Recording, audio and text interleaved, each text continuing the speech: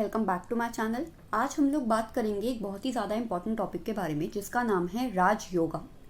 बहुत लोग होते हैं जो बहुत बार मुझसे पूछते हैं कि हमारे चार्ट के अंदर राजयोग प्रेजेंट है लेकिन उस पर्टिकुलर राजयोग का हमको कोई बेनिफिट नहीं मिल रहा है, तो क्या ये राजयोग वैलिड है या एस्ट्रोलॉजी जैसी कोई चीज़ होती भी है या राजयोग जैसी कोई चीज़ होती भी है या ये सब सिर्फ और सिर्फ हमको पागल बनाने का एक तरीका है। तो बहुत इजी है किसी भी चीज़ के ऊपर क्वेश्चन मार्क खड़ा करना, लेकिन बहुत ज़्यादा डिफ़िकल्ट है किसी भी चीज़ को बहुत ज़्यादा डेप्थ में समझना। तो इसी टॉपिक के ऊपर आज हम बात करेंगे कि ऐसा क्यों होता है कि बहुत सारे लोगों के चार्ट्स में कोई बहुत इंपॉर्टेंट योगा होता है लेकिन स्टिल वो उनको रिजल्ट्स नहीं दे रहा होता, और इसी वजह से किसी भी रीडिंग के अंदर बहुत ज़्यादा कम ऐसा होता है कि मैं इस वर्ड का यूज़ करती हूँ कि आपके चार्ट के अंदर राजयोग है। क्यों? क्योंकि कभी कभी इंसान को गलत इन्फॉर्मेशन देना उतना ही ज़्यादा डेंजरस होता है जितना किसी इंसान को नेगेटिव इन्फॉर्मेशन देना। तो अगर मैं आपको ये कह रही हूँ रीडिंग में कि आपके चार्ट में राजयोग है और आपके साथ कोई भी ऐसी चीज़ नहीं हुई है जिसके लिए आप ये कह सकते हैं कि हाँ इस राजयोग का मुझे बेनिफिट मिला है, तो उस पर्टिकुलर प्लेसमेंट का आपके चार्ट के अंदर और आपकी लाइफ के अंदर कोई भी यूज़ नहीं है। और फिर आप क्वेश्चन करना स्टार्ट कर देंगे कि नहीं ये कुछ भी नहीं होता, एस्ट्रोलॉजी गलत है, राजयोग जैसी कोई चीज़ नहीं होती। तो इसीलिए इस पर्टिकुलर वीडियो को आपको थोड़ा सा ध्यान से समझना है कि बेसिकली राजयोग क्या होता है, कब फॉर्म होता है और कब फॉर्म नहीं होता है। बहुत सारे पैरामीटर होते हैं जिनके ऊपर हम राजयोग को स्टडी करते हैं। आज हम एक सबसे ज़्यादा बेसिक राजयोग के बारे में बात करेंगे। ये जो मेरी सीरीज़ है इसके अंदर मैं अलग अलग योगास के बारे में बात करूंगी जो भी हमारे चार्ट में फॉर्म होते हैं। कोशिश करेंगे कि हम सिर्फ पॉजिटिव योगास को ही डिस्कस करें। नेगेटिव योगास को डिस्कस करने से नेगेटिविटी ज़्यादा इंक्रीज होती है और कभी कभी वो चीज़ होती भी नहीं है और लोग बिना किसी बात की पैनिक हो जाते हैं।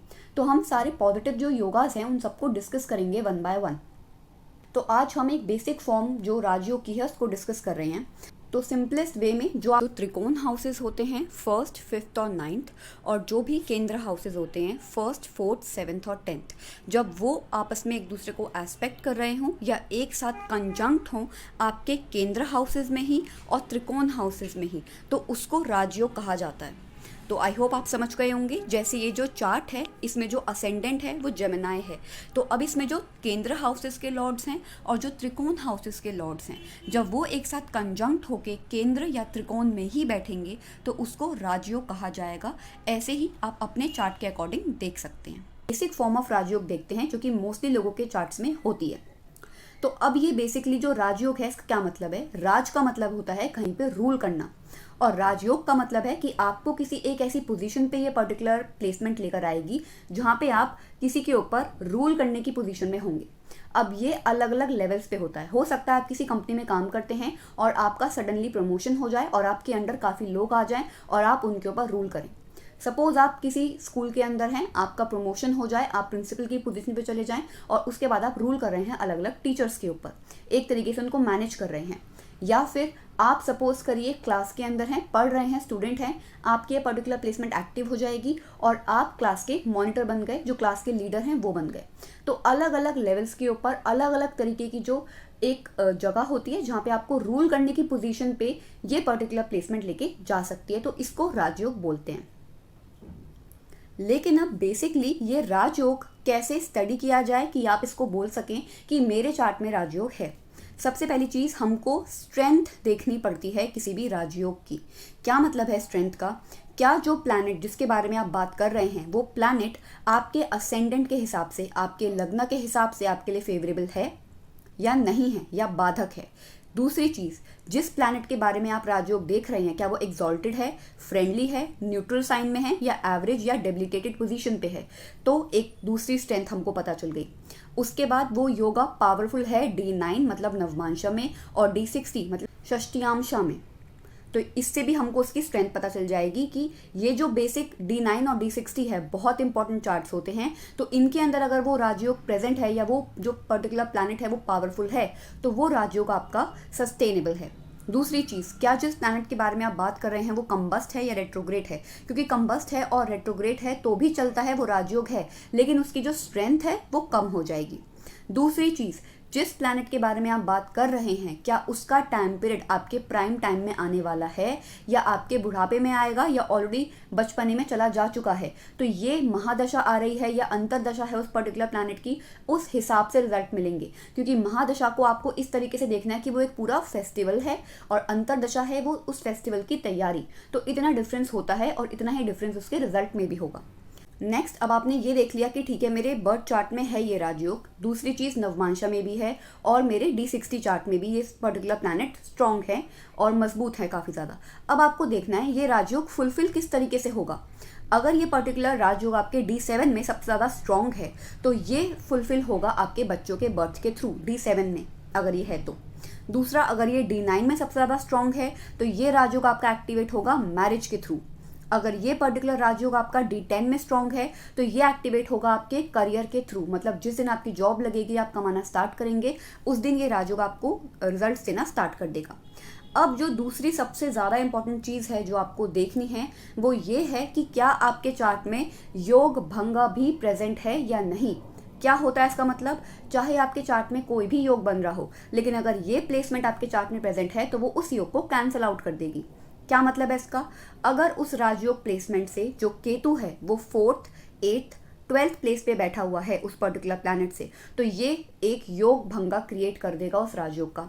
सेम अगर सैटर्न उस पर्टिकुलर प्लेसमेंट से 4th, 8th या 12th हाउस पे प्रेजेंट है तो ये उस पर्टिकुलर प्लेसमेंट का योग भंगा क्रिएट कर देगा। क्यों 4th, 8th और 12th ही क्यों, क्योंकि 4th, 8th और 12th होते हैं मोक्षा हाउसेस। तो इन पर्टिकुलर प्लेसेस पे बैठने का मतलब है केतु और सैटर्न आपके राजयोग को मोक्षा दे रहे हैं कि कोई ज़रूरत नहीं है, आप यहाँ से चले जाइए। तो इसीलिए उस पर्टिकुलर टाइम के अंदर वो राजयोग काम आपका नहीं करेगा। तो ये एक चीज़ है जो आपको देखनी पड़ेगी। नेक्स्ट, अगर आपका जो असेंडेंट है, जो आपका मेन चार्ट है, उसमें जितने भी त्रिक हाउसेस हैं, अगर उन सब के जो लॉर्ड्स हैं, उन सब के जो एक तरीके से डिस्पोजिटर हैं, वो टुगेदर एक साथ कंजंक्ट हैं और उसके बाद वो आपके राजयोग को एस्पेक्ट कर रहे हैं, तो आपका राजयोग फुलफिल तो होगा लेकिन उसको फुलफिल होने में आपको बहुत ज़्यादा हार्डवर्क करना पड़ेगा। क्योंकि वो त्रिक हाउसेस के लॉर्ड्स एक साथ बैठ के आपको ट्रिक करेंगे, आपको कंफ्यूज करने की कोशिश करेंगे किसी भी काम को कंप्लीट करने में। तो वहाँ पे वो जो राजयोग है उसको फुलफिल होना आपके लिए टफ हो जाएगा। तो बहुत सारी चीज़ों के ऊपर, बहुत सारे पैरामीटर्स के ऊपर किसी भी राजयोग को चेक करने के बाद हम ये कह सकते हैं कि हाँ आपके चार्ट में राजयोग है। और टू बी ऑनेस्ट, सिर्फ 100% पॉपुलेशन में से 1% लोग ऐसे होते हैं जिनके चार्ट में फुल फ्लेजेड महाराजयोग या राजयोग जैसी चीज़ें होती हैं। बाकी चार्ट्स में भी होती हैं लेकिन वो एवरेज होती हैं। इसीलिए हर कोई इंसान किसी कंट्री का प्रेसिडेंट नहीं होता है या प्राइम मिनिस्टर नहीं होता है। बहुत लोग एवरेज जगहों पे भी कहीं ना कहीं राज कर रहे होते हैं। तो उस हिसाब से भी हमको देखना चाहिए। राजयोग का वर्ड दिमाग में आते ही लोगों को लगता है कि आप तो किंग बन जाएंगे या आप प्रेसिडेंट बन जाएंगे, प्राइम मिनिस्टर बन जाएंगे। ऐसा नहीं होता है। तो आपको अलग अलग चीज़ें देखनी है और सबसे इंपॉर्टेंट चीज़ होती है दशा को देखना।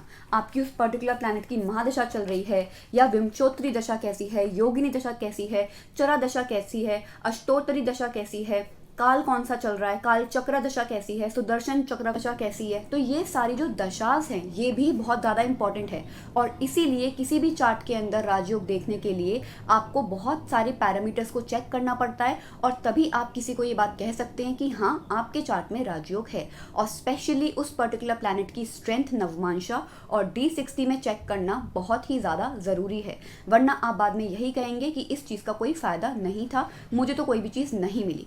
तो उस चीज़ का आपको ध्यान रखना है। और दूसरी दशा का, दशा बहुत ज़्यादा इंपॉर्टेंट होती है किसी भी पर्टिकुलर चार्ट को समझने के लिए। जैसे मैंने आपको महादशा के टाइम पे बताया था, महादशा को भी स्टडी करने के लिए हमको उस पर्टिकुलर प्लैनेट को थोड़े टाइम के लिए लगना बनाना पड़ता है अगर आपको रियलिटी में देखनी है कि आपकी महादशा कैसी है। और इसीलिए राजयोग को भी समझने के लिए जो महादशा, विंशोत्तरी दशा, अंतरदशा, ये सारी जो दशाज होती हैं, योगिनी दशा बहुत ज़्यादा इंपॉर्टेंट होती है उसके रिजल्ट को समझने के लिए। तो अगर आपके और भी कुछ क्वेश्चंस हैं राजयोग के ऊपर तो आप कमेंट्स में लिख सकते हैं, मैं उनको क्लियर कर दूंगी। और अगर आपको कंसल्टेशन करवानी है तो स्क्रीन के ऊपर जो व्हाट्सएप का नंबर है आप उसके ऊपर कांटेक्ट कर सकते हैं। और भी आपके जो क्वेश्चंस हैं वो आप कमेंट्स में लिख सकते हैं। Thank you.